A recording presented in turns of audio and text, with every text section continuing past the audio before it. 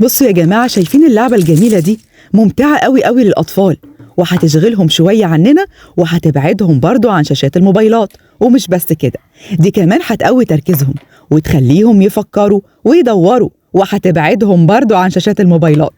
وهي على فكرة هي بتنفع كمان لجميع الأعمار. أنا نفسي حبيت اللعب بيها جدا، مسلية وظريفة، ممكن نلعب بيها معاهم. وعلى فكرة بقى، أنا لا ببيعها ولا حتى بعمل لها إعلان، هي مفيدة وبس، وحبيت أنوه عنها وأوريها لكل الناس علشان الأطفال كلهم يستفيدوا بيها. وممكن تلاقوها عند ألعاب المونتسوري، أي حد بيبيع ألعاب ذكاء هتلاقيها موجودة عندهم.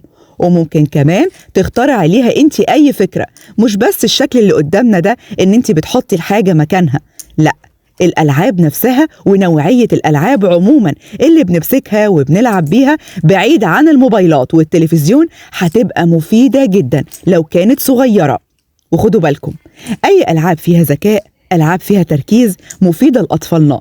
ونحاول نشغلهم شوية عن الموبايلات، ونخليهم كمان يبطلوا زن ويشبطوا في الحاجات، أهو هيتشغلوا عننا ويخلونا نعرف نشوف اللي ورانا.